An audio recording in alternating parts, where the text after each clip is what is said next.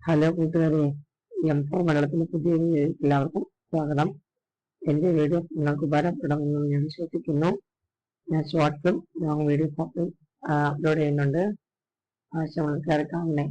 Channel ആദ്യമായി കാണുന്ന subscribe മറക്കരുത്. വീഡിയോസ് ഇഷ്ടമായി ലൈക്ക്, ഷെയർ, കമന്റ് ചെയ്യാനും മറക്കരുത്. നമുക്കിന്ന് അസമത നാടകങ്ങൾ എന്താണെന്ന് പഠിക്കാം. 20-ാം നൂറ്റാണ്ടിന്റെ ഉത്തരാർത്ഥത്തിൽ ലോകത്തെങ്ങുമുള്ള നാടകകൃതികളുടെ ശ്രദ്ധയാകർഷിച്ച ഒരു സംജ്ഞയാണ് അസമന്ത നാടകങ്ങൾ.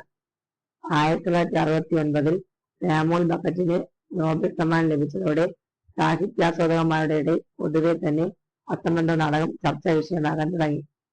യുക്തിരഹിതമായ കാര്യങ്ങൾ യുക്തിരഹിതമായ രീതിയിൽ തന്നെ അവതരിപ്പിക്കുന്ന നാടകം എന്ന് പറഞ്ഞാൽ അസമന്ത നാടകത്തിന് ഏതാണ്ട് ഒരു നിർവചനമായി. സാങ്കല്പികത്വനും അവിശ്വസ്തപരതയ്ക്കും ധന്യാത്മകതയ്ക്കും പ്രാധാന്യം കൊടുത്തുകൊണ്ട് എഴുതപ്പെട്ടവയാണ് ഈ ഭാഗങ്ങൾ. മാർട്ടിൻ എസ്ലൻ അസമന്ത നാടകത്തെ കുറിച്ച് ഇങ്ങനെ പറയുന്നു: ഒരു നല്ല നാടകത്തിൽ സുഘടിതമായ ഒരു ഉണ്ടാകുമെങ്കിൽ അസമന്ത നാടകങ്ങളിൽ പേരിന് പോലും ഒരു കഥയോ ഇതിവൃത്തമോ ഇല്ല. ഒരു നാടകം നല്ല നാടകമെന്ന് വിധിക്കപ്പെടുന്നത് കഥാപാത്രങ്ങളുടെ സൂക്ഷ്മ സ്വഭാവ ചിത്രീകരണത്തിന്റെ പേരിലാണെങ്കിൽ ഈ നാടകങ്ങളിൽ കേവലം പാവകളെ പോലുള്ള കഥാപാത്രങ്ങളെ ഉള്ളൂ. അസമന്ത നാടകത്തിലെ ഇതിവൃത്തത്തിന് ഒരു തുടക്കമോ അവസാനമോ പോലുമില്ല. ഇവ സ്വപ്നങ്ങളുടെയും ഭ്രാന്ത ഭാവനകളുടെയും ആവിഷ്കരണം കൂടിയാണ്.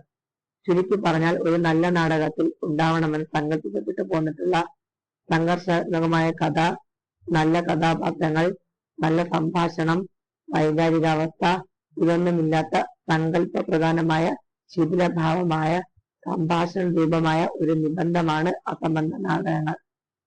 ഇനി എന്ത് സംഭവിക്കുമെന്ന ഉത്കണ്ഠ അനുവാചകനിലോ പ്രേക്ഷകനിലോ ഉണ്ടാക്കൽ ഇതിന്റെ ലക്ഷ്യമല്ല.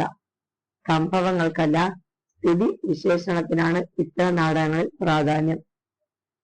സാമുവൽ ബക്കറ്റ്, അഡമോവ്, ഹാരോൾഡ് പിന്റർ എന്നിവരുടെ നാടകങ്ങളാണ് അസമന്ത നാടകങ്ങൾ വിഭാഗത്തിൽപ്പെട്ടതായി പരിഗണിക്കപ്പെടുന്നത്. അപ്പോൾ ഇന്നത്തെ ക്ലാസ് നിങ്ങൾക്ക് ഉപകാരപ്രദമായെന്ന് വിശ്വസിക്കുന്നു. മറ്റൊരു വീഡിയോ കാണുന്നവരെ ബൈ.